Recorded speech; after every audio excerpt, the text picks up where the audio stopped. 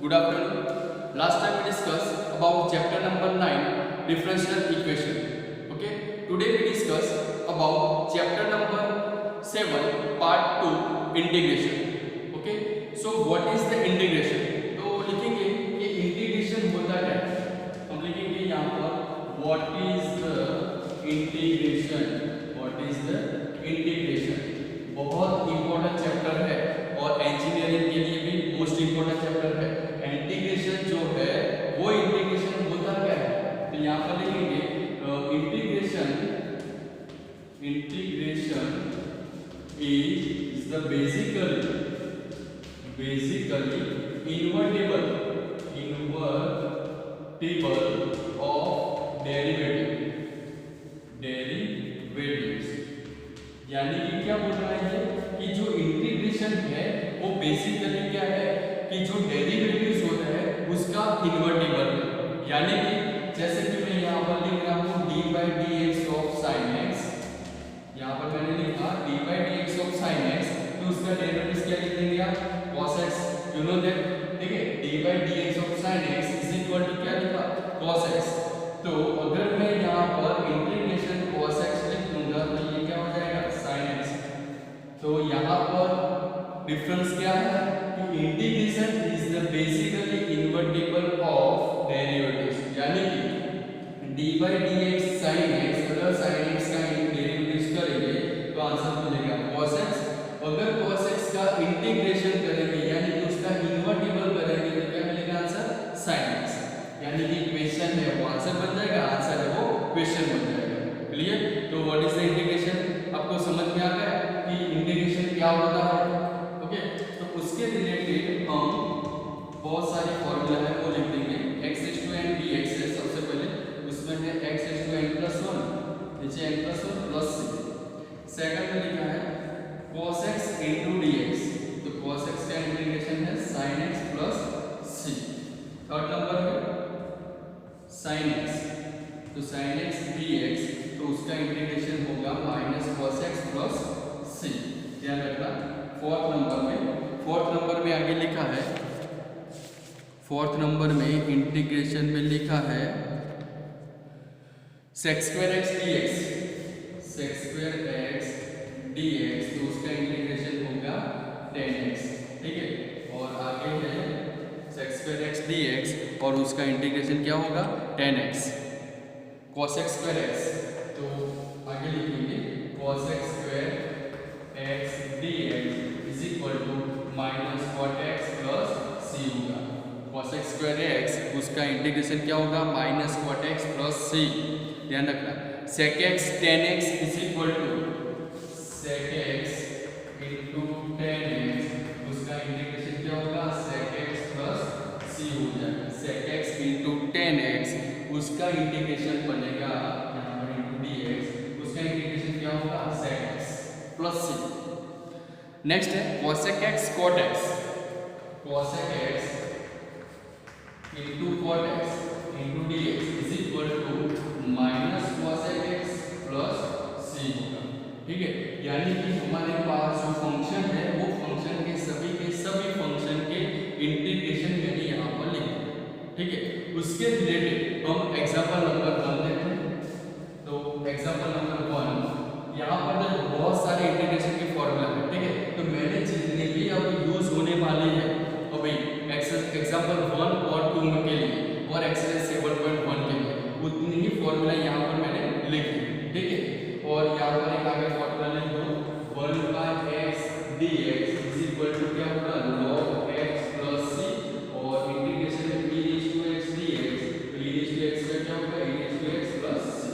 ये दो formula add कर देना. ठीक है. तो एग्जांपल नंबर 1 और एग्जांपल नंबर 2 उसके रिलेटेड ये फॉर्मूला मैंने लिख दिए. देखते हैं एग्जांपल नंबर 1 में क्या लिखा है. एग्जांपल नंबर 1 में लिखा है फाइंड द इंटीग्रेटेड.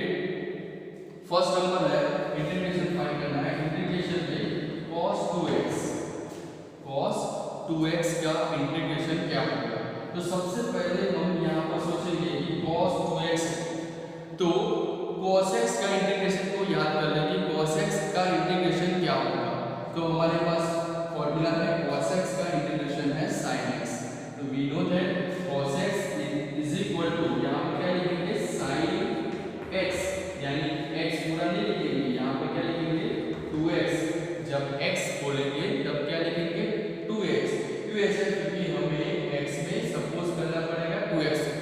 ठीक है, 2x is equal to x suppose करेंगे तभी तो cos x का इंटीग्रेशन sin x लिख सकेंगे। ठीक है, अब जो भी हमें सपोज किया है उसका जो कोएफिशिएंट है वो डिवाइड में चला जाए, यानी कि x का कोएफिशिएंट क्या है 2, तो 2 कहां पर चला गया डिवाइड में। डेरिवेटिव्स में क्या करते थे, जितना भी कोएफिशिएंट है वो मल्टीप्लिकेशन में लेते थे यहां पर, और इंटीग्रेशन में उल्टा है, वो कहां पर जाएगा डिवाइड में जाएगा, ध्यान रखना। चलो सेकंड नंबर में इंटीग्रेशन फाइंड करना है 3x² plus 4x³ 3x² plus 4x³ into dx, 3x² plus 4x³ into dx। तो यहाँ पर एक एक करके इंटीग्रेशन करेंगे तो भी चलेगा, साथ में इंटीग्रेशन कर देंगे तो भी चलेगा। तो 3x² dx plus 4x³ dx, ठीक है, मैंने अलग अलग इंटीग्रेशन कर दिया है। चलो अब सॉल्यूशन क्या होगा, तो 3x³ bye 3 plus 4x⁴/4 plus c।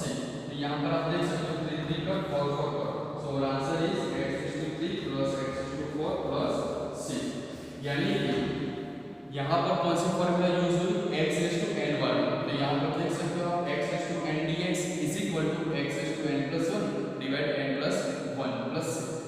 Okay, चलो थर्ड नंबर पे क्या है, तो थर्ड नंबर में लिखा है 1/x when x is not equal to 0, integration के 1/x dx। तो यहाँ पर मैंने फॉर्मूला लिख दिया 1/x dx की फॉर्मूला क्या है, what is the formula of 1/x into dx, so log fx sorry log x plus c, log mod of x plus c। Okay, तो एग्जांपल 1 आपको यहाँ पर कैलकुलेशन मिल जाएगा, और नेक्स्ट बात क्या है अभी एग्जांपल 2 के बारे में। ठीक है, राइट।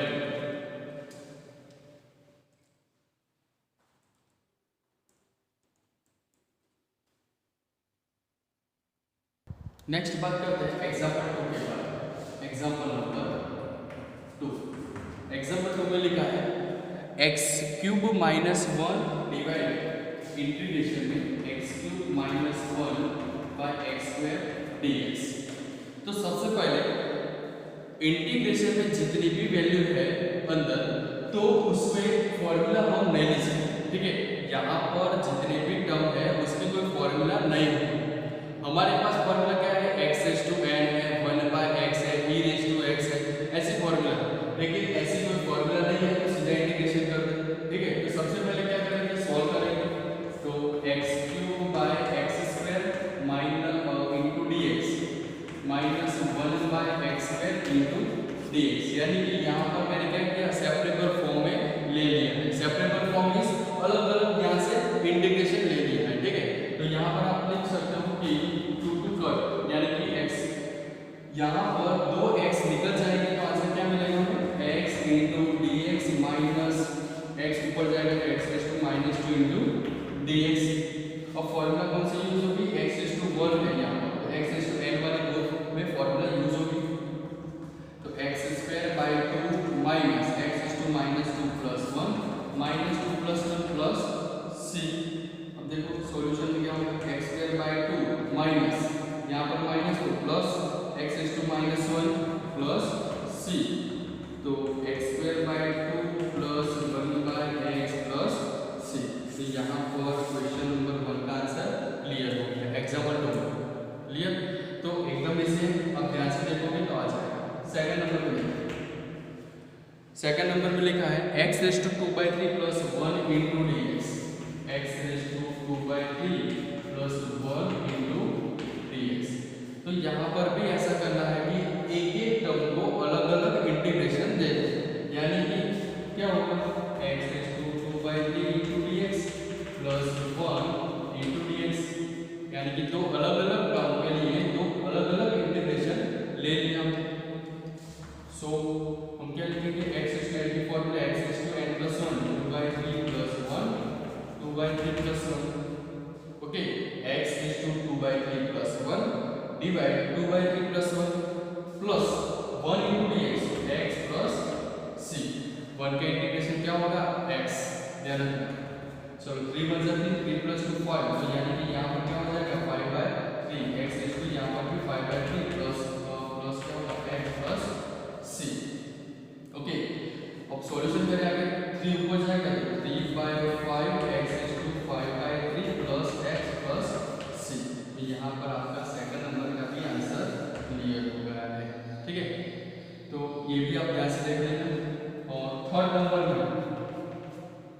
नंबर में क्या लिखा है, x is to 3/2 तीन टर्म है, integration x is to 3/2 plus 2e raised to x minus 1/x into dx। ऐसा कुछ है, देख ले फिर से, x is to 3/2 plus 2e raised to x minus 1/x into dx। Yes, और यहाँ पर ब्रैकेट। तो तीनों टर्म को अलग अलग इंटीग्रेशन में बांटो, तो क्या होगा, x raised to 3/2 dx plus 2e raised to x dx minus 1/x into dx। Okay, यानी कि तीन टर्म थे, तीनों टर्म को अलग अलग इंटीग्रेशन में हमने बांट दिया। क्यों ऐसा होता है सब में, जिस क्वेश्चन में प्लस और माइनस दिखाई दे रहा हो, जिस क्वेश्चन में प्लस या तो माइनस दिखाई दे रहा हो, तो आप ऐसा कर सकते हो, या तो एक साथ में इंटीग्रेशन भी ले सकते हो। ठीक है, ध्यान रखना। चलो यहाँ पर x is to n है, तो x is to 3/2 प्लस 1, नीचे 3/2 प्लस 1 फॉर्मूला लगा दिया। 2 e raised to x का इंटीग्रेशन क्या होगा, e raised to x का इंटीग्रेशन होगा e raised to x minus log x plus c। Okay, 2 e raised to x minus log mod of x plus. आगे solution करेंगे तो क्या होगा, तो डिवाइड में लिखेंगे 2 1 जा 2, 2 plus 3 5, so 5/2 x raised to 2 1 जा 2 plus 3 5/2 plus 2e raised to x minus log mod of x plus c। Okay, तो यहाँ पर 2 ऊपर जाएगा तो आंसर क्या मिलेगा, हमें लास्ट में final answer 2/5 x raised to 5/2 plus 2e raised to x minus log mod of x plus c। तो your answer is 2/5 x raised to 5/2 plus 2e raised to x minus log mod of x plus c। तो यहाँ पर देख सकते हो कि example 2 भी बहुत इजी है। तो एग्जांपल 1 बेसिक बात है एग्जांपल 1 के लिए, और एग्जांपल 2 थोड़ी कॉम्प्लिकेटेड तो नहीं है, लेकिन सॉल्व करना। ठीक है, तो सॉल्व करना अगर आपको आता है तो इंटीग्रेशन एकदम इजी चीज है। तो जैसे जैसे आगे जाओगे आपको इंटीग्रेशन एकदम इजी लगने लगा है। लेकिन एग्जांपल 1 से लेके एक्सरसाइज 7.1 7.2 ऐसे रेगुलरली आपको प्रैक्टिस करनी पड़ेगी। ठीक है, तभी इंटीग्रेशन आपको क्लियर आ जाएगा, नहीं तो इंटीग्रेशन में प्रॉब्लम रहेगा। ठीक है, तो एग्जांपल नंबर 1 एंड 2 आप राइट डाउन कर लेना और एक दो बार प्रैक्टिस भी कर लेना। नेक्स्ट वीडियो में बात करेंगे